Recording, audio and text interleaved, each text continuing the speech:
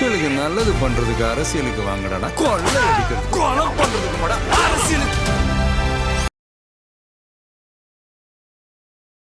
திருச்சியில் வந்து ஒரு பக்கம் சர்ச்சில் வந்து முட்டி போட்டு வழிபட்டார். அதே சமயம் கோயிலுக்கு போனார், மசூதிக்கும் போனார். வழிபாடுகள்லாம் பார்த்தீங்கன்னா அரசியல் நாடகம் அப்படின்னு சொல்கிறது மட்டும் இல்லாமல் சண்முகம் வந்து இதை வழக்கு பதிவு செய்யணும், இது நாடகம் நடத்துகிறாருன்ற மாதிரிலாம் ஒரு குற்றச்சாட்டை செலுத்தியிருந்தார். அதை எப்படி பார்ப்பீங்க? சண்முகம் போன்ற தோழர்கள்லாம் இவ்வளவு தற்குறித்தனமாக மாறியிருப்பார்கள் என்று நான் கனவிலும் நினைத்து கூட பார்த்தேன். விமர்சனம் பண்ணாலே தற்குறித்தனம் தான். ஆமாம், கோட்டையன் தோற்றுவாருன்றாங்க, புஷியானந்த் சார் தோற்றுருவான்றாங்க, ஆதவர்ஜின் தோற்றுருவான்றாங்க. தோக்குறம் சொன்னவளெல்லாம் எனக்கு முன்னாடி கொண்டாந்து உட்கார வைங்க, என்ன டேட்டாவில் அவங்க அறிவிக்கிறாங்கன்னு நான் கேட்குறேன். யார் அந்த மேதாவிகள்? எங்கள் தலைவர் வீட்டு கதவு விளம்பரம் தேடும். எங்கள் தலைவருடைய பார்வை உலகமே போற்றுகிறது. அவர் பேசவே வேண்டாம், வெளியில வந்து 2 நிமிஷம் நின்னா போதும்னு நினைக்கிறோம். மக்கள் அதைத்தான் விரும்புகிறான். இன்னைக்கு வந்து சார் இந்த பேட்டிக்காக சொல்றீங்களா? நிஜத்துல மக்கள் கிட்ட மக்கள் அதை புரட்சி மௌனம் புரட்சிங்க. நான் நீங்க சொல்றீங்கல்ல, மக்களுக்கிட்ட நீங்க சொல்றீங்கல்ல 17 எதிர் புரட்சி நடந்ததுல 17 தொகுதி தான் போனாருன்னு சொல்றீங்களா? 234 தொகுதி வெற்றி முகமா இருக்காது. அது எப்படி சாத்தியமானது? எப்படி கூட்டமாக 234 தொகுதி வெற்றி முகமா இருக்குன்னு சொல்றீங்க? எந்த டேட்டால சொல்றீங்க? உங்களுக்கு ஒரு டேட்டா சொல்லவா? சொல்லுங்க. அந்த போனை கொடுப்பா. மொத்த வாக்காளர்களுடைய எண்ணிக்கை 5,73,43,290. இதுல கிட்டத்தட்ட இப்ப சொல்றேன் 3 கோடி வாக்காளர்களை பெற்றிருக்கிற இயக்கமாக இன்னைக்கு தமிழக வெற்றி கழகம் தமிழ்நாடு முழுவதும் பரவி கிடக்கிறது என்பதை வருகிற 4ஆம் தேதி தீர்மானம். 4ஆம் தேதி கண்டிப்பா முதல் ஆளா உங்களை தான் நான் பேட்டி எடுக்க கண்டிப்பா நீங்க கூப்பிடுங்கன்னா சொல்றேன். அதே புள்ளி ஒருத்தர் லைவ் போட்டு கண்டிப்பா பேசுவான். சரிங்களா? கண்டிப்பா பேசுவான். எத்தனை கோடி வாக்காளர்? 3 கோடி வாக்காளர்களை பெற இருக்கிற இயக்கம் தமிழக வெற்றி கழகம். 3 கோடி எத்தனை சீட் வெற்றி பெறுவாங்க? 234 வெற்றி பெறுவதற்கான வேலைகள் நடந்து கொண்டு 234 வேலைகள் நடந்திருக்கு. கட்டாயம் வெற்றி பெறுவீங்களா? கண்டிப்பா வெற்றி பெறுவோம். 10 சேனல்ல அட்லீஸ்ட் ஒரு சேனல் ஆச்சு விஜய்க்கு பேவரா இத்தனை வெற்றி பெறுதுன்னு எதனா சொல்லணும். கோடி 10 சேனல்ஸ் வந்து இப்படி மாறி பேசும்போது எல்லாமே போய்னா இல்ல கோடிகளில் பணம் வாங்கியது எப்படி கொள்கை பேசுவாங்க? நான் தான் முதவே சொன்னேன், ஊடக தர்மங்கள் உருக்குலைந்து போய் கிடக்கிறது தமிழ்நாடு. எல்லாம் விலை கொடுத்து பேசப்படும். அதே அவங்க சொன்ன புள்ளிவரத்துல நெருக்கமாக வெற்றி பெற்றாங்கன்னா ஊடக தர்மன்றது நீங்க பின் வாங்கிக்கிறீங்களா? கண்டிப்பா வாங்கிக்கிறோம். கண்டிப்பா வாங்கிக்கிறோம். ஓகே சார், 4ஆம் தேதி உங்களுக்கு கண்டிப்பா வாங்கிக்கிறோம். அப்படி இல்லைன்னா அந்த ஊடகங்கள் எழுதுகிற ஒவ்வொரு செய்தியும் பொய்ன்னு நீங்க ஒத்துக்கணும். நான் ஒத்துக்கிறேன் சார். எழுதி வச்சுக்கோங்க, 37.2% வாக்குகளை தமிழக வெற்றி கழகம் பெற இருக்கிறது. அதுல எத்தனை தொகுதிங்கிறத நீங்களே முடிவு.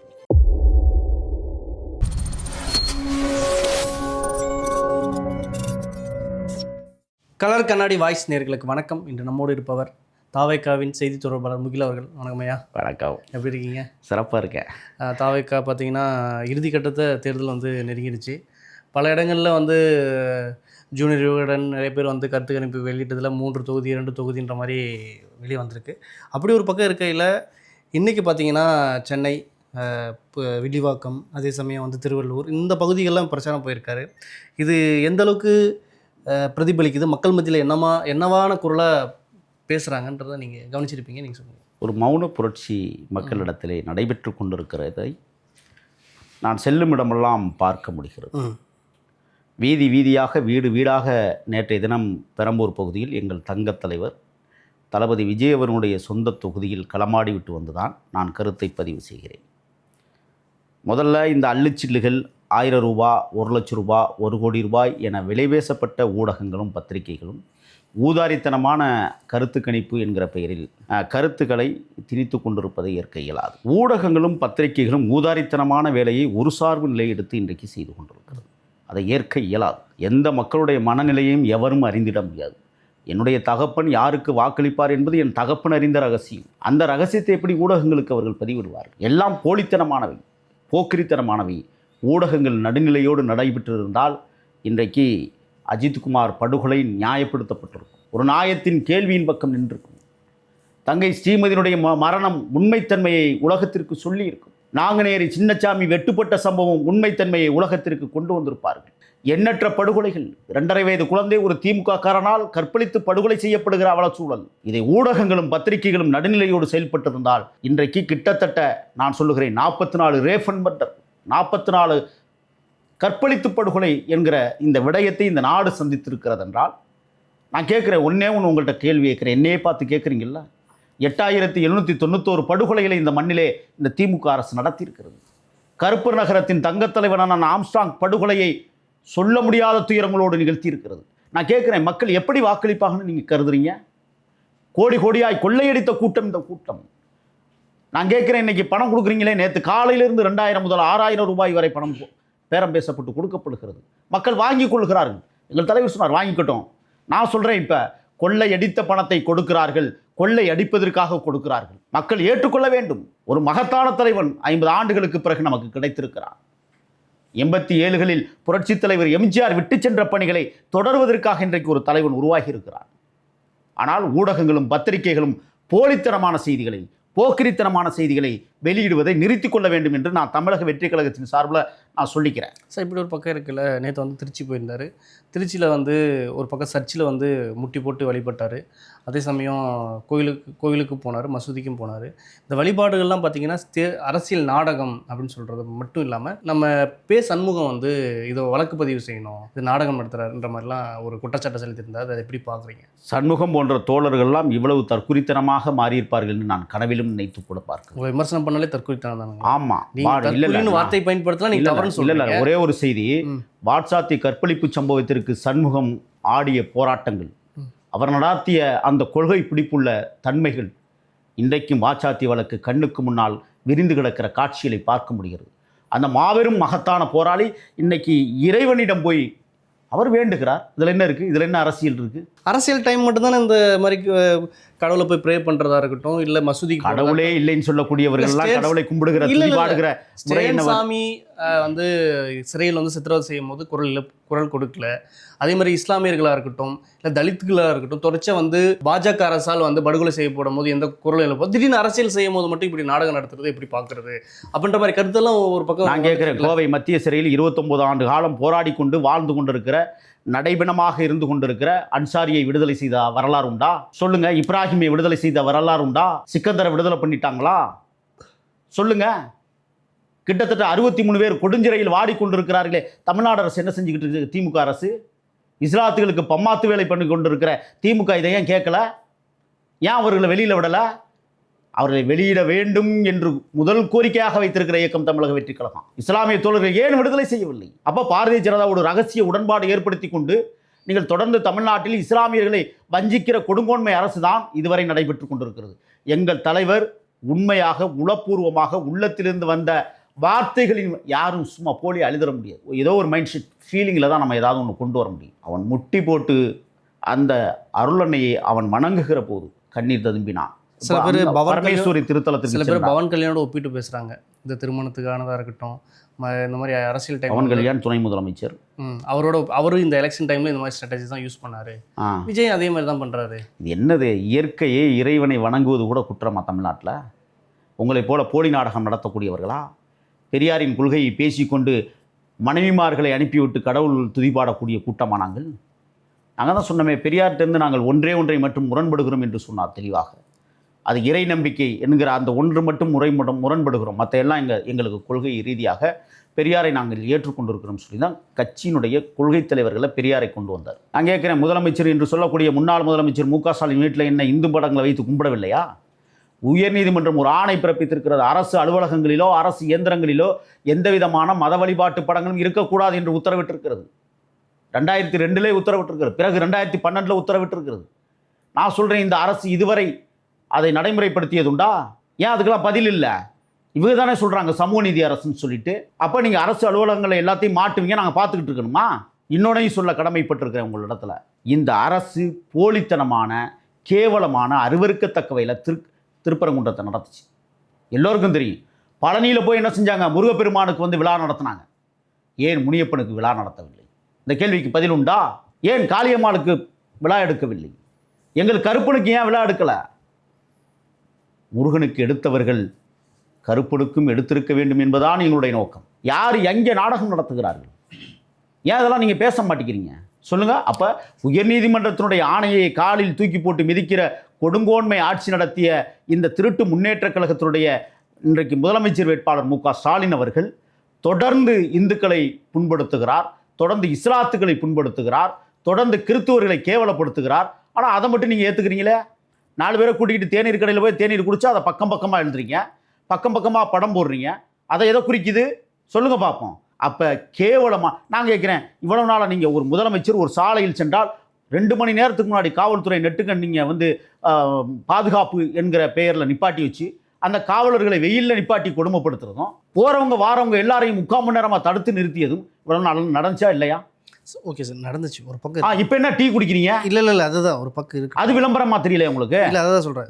சீமான் அவர்கள் தேர்தல் பரப்புரை புள்ளி விவரங்கள் 21/3/2026 14/4/2026 வரையும் 8100 கிலோமீட்டர் பயணம், 144 கூட்டங்கள், 6376 நிமிடங்கள், 266 மணி நேரம் பரப்புரை பேச்சு, 3 அல்லது 4 மணி நேரம் தூக்கம், மக்கள் சந்திப்பு, ஊடக சந்திப்பு, பேட்டிகள். இது வந்து சீமானோட அவரோட தேர்தல் பிரச்சாரங்கள். அதே மாதிரி 200 தொகுதி சுற்றுப்பயணம் பண்ணியிருக்காரு மு.க. ஸ்டாலின். அதே மாதிரி விஜய் பார்த்தீங்கன்னா 15 தொகுதி தான் சுற்றுப்பயணம் செஞ்சுருக்காரு. அப்போ இது எந்த அளவுக்கு மக்கள்கிட்ட ஒரு பாதிப்பு? நீங்கள் அரசியல் பேசுகிறது மாற்றுக்கிறது கிடையாது. ஆனால் இவர் நான் வீடு வீடாக போய் சென்று பிரச்சாரம் செய்ய போகிறேன், மக்களை சந்திக்க போகிறேன்னு சொல்கிறவர் மக்கள்கிட்டே போகாமல் ஒரு 14 இடங்களுக்கு தான் போயிருக்காருன்னா, இது குறைஞ்சபட்ச ஒரு விஜயகாந்த் இருக்கும் போது கூட இந்த குறைஞ்சபட்ச இடத்துக்கு இப்படி போயிருக்க மாட்டார். ஆனால் விஜய் 14, அதுவும் எலெக்ஷன் தேர்தல் சமயம் 14 இடத்துல போயிரு. எப்படி மக்கள் ஒரு நல்ல நமக்கான தலைவர்னு எப்படி இவங்க நம்புவாங்க? நீலாங்கரை கதவை நீண்ட நேரம் காட்டுகிற தொலைக்காட்சி ஊடகங்கள் இருக்கா இல்லையா? நான் கேட்கிறேன், முதலமைச்சர் முதலமைச்சருடைய வீட்டை எத்தனை ஊடகங்கள் காட்டியிருக்கு? சீமானுக்கு ஒரு புள்ளி விவரம் சொன்னீங்க. நான் சொல்றேன் 8500 கிலோமீட்டர் நடந்தே இந்த நாட்டில் அரசியல் புரட்சி செய்த வைகோ எங்க இருக்கிறார் இன்னைக்கு? ஏன் அதை பத்தி பேச மாட்டேங்கிறீங்க? ஆளே காணாம தேடிக்கிட்டு இருக்கோம். சன் டிவியில வேணா ஒரு அறிவிப்பு போடுங்க, காணாமல் போனவர்கள் பற்றி அறிவிப்புன்னு. அண்ணன் வைகோவை காணும் என்னைக்கு வர சார்? அவர் வயது முதிர் இல்ல நான் வயது முதிர்றது இல்ல, அந்த தலைவனை விட சீமான் சுத்திட்டாரா? சுத்திட்டார் சார். ஓகே சார், அது கூட அப்புறம் சார் விஜய் ஏன் சுத்தல? இவரு 8100 கிலோமீட்டர் பயணம், 144 கூட்டம். நீங்க எவ்வளவுதான் புள்ளி விவரங்கள் போடுங்க, இதை விட கூடுதலாக இதை விட கூடுதலாக விடுதலை சிறுத்தைகள் கட்சியினுடைய தலைவர் சுற்றுப்பயணம் செஞ்சிருக்காரு. அத நீங்க ஏன் செய்யல? அதான் கேள்வி. இது எங்களுடைய அரசியல். நாங்க என்ன அரசியல் பண்றோம்னா, நீங்க தான் கதவை காட்டிட்டீங்களே சார். இந்தியாவிலே நீ இப்படி ஒரு அரசியல் செஞ்சுட்டு அதுக்கு இதுதான் எங்களோட அரசியல் ஸ்ட்ராட்டஜின்றது எப்படி சார் இதெல்லாம் சார்? நீங்க மக்கள் சார் மக்கள் இல்ல நீங்க பழகி இருக்கீங்க. இதுக்கு முன்னாடி நீங்க பழகி இருக்கீங்க சார். முன்னாடி இதுக்கு முன்னாடி நீங்க ஒரு அரசியல் கட்சியில இருந்து ஒரே ஒரு பயணிச்சிருக்கீங்க. இல்ல ஒரே ஒரு தெரியாததா? இல்ல ஒரே ஒரு செய்தி. மற்றவங்கெல்லாம் ரோட் ஷோங்கிற பேரில் வெறும் ஷோ நடத்திக்கிட்டு இருக்காங்க.